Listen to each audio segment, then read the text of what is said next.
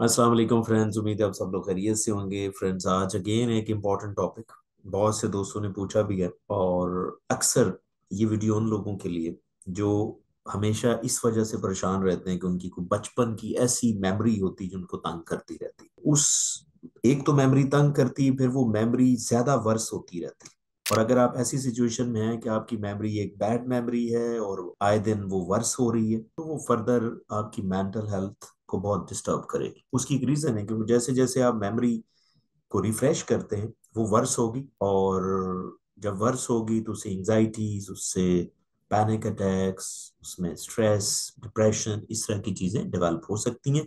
इसीलिए अगर आपकी जिंदगी में कोई बैड मेमोरी चल रही है, उसको टाइमली मैनेज किया जाए तो बहुत इंपॉर्टेंट है। अब देखें, जितनी भी न्यूरो से रिलेटेड चीजें हैं, प्रॉब्लम, उसकी कई अप्रोचेज होती हैं उसको मैनेज करने की। लेकिन मैं आपको जो आज अप्रोच बता रहा हूँ, जिसमें एनएलपी की टेक्निक आपको बताऊंगा, न्यूरो लिंग्विस्टिक प्रोग्रामिंग, इसके ऊपर मेरे पहले भी बहुत से लेक्चर पड़े हुए हैं। इसकी जो बेसिक फिलॉसफी अगर आप सीखना चाहते हैं तो आप पुरानी वीडियोस में जाके इसके बकायदा लेक्चर्स हैं, कोई 25-26 लेक्चर्स हैं, वो ऑलरेडी पढ़े हुए हैं। आप उनको बेसिक लेवल से आप सीखना भी चाहें तो वो सीख सकते हैं। लेकिन जो बचपन की बुरी यादें हैं, कोई बुरी याद है, उसको आप अगर आप मैनेज करना चाहते हैं तो उसके लिए एक बड़ी इंपॉर्टेंट टेक्निक है जिसे हम री इम्प्रिंटिंग कहते हैं। ये एनएलपी की टेक्निक है। अब फिलॉसफी होती क्या है, मेमोरी की फिलॉसफी क्या होती है? देखें, जब आप बचपन में होते हैं तो आपके एक्सपीरियंस चल रहे होते हैं।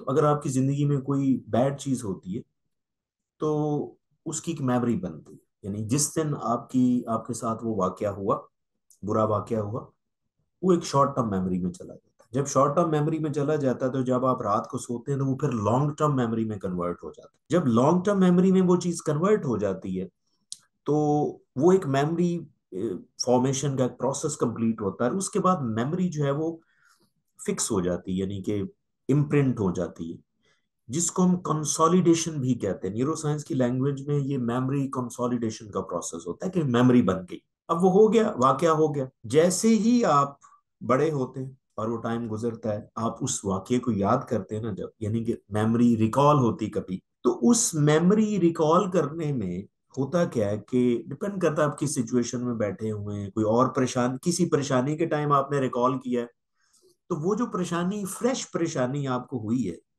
वो जब आप पुरानी मेमोरी परेशानी वाली रिकॉल करते हैं तो वो जो पुरानी मेमोरी है वो और बढ़ जाती है, उसमें एक एडिशन हो जाता है। आप ये कह लें कि वो मेमोरी आपकी अपडेट हो गई है, यानी कि उसमें चेंज आ गई, उस मेमोरी में चेंज आ गई। आपने फर्ज कर उस मेमोरी को एडिट कर दिया, वो एडिट होती है। इसी तरह हर टाइम या तो आप अपनी मेमोरी को डिक्रीज भी कर सकते हैं, यानी कि एडिट करते हुए आप उस मेमोरी को लेस स्वेयर भी कर सकते हैं, ज्यादा भी कर सकते हैं।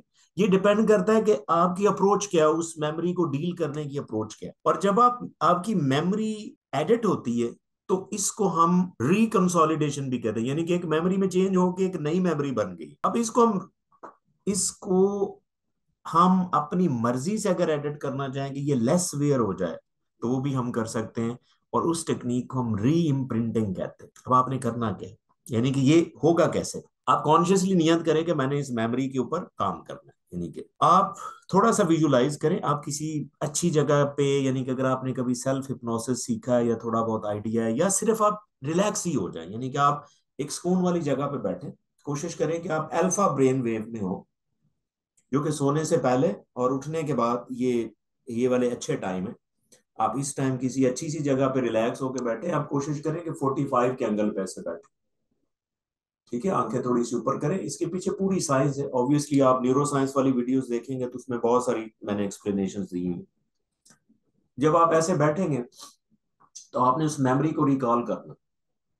जब आप उस मेमोरी को रिकॉल करेंगे ना, उसी दौरान अपने आप को बेहतर फील करें, यानी कि अपने आप को बेहतर फील करें, यानी कि आप मेडिसिन के तौर पे ऐसे समझें कि यू आर फीलिंग बेटर।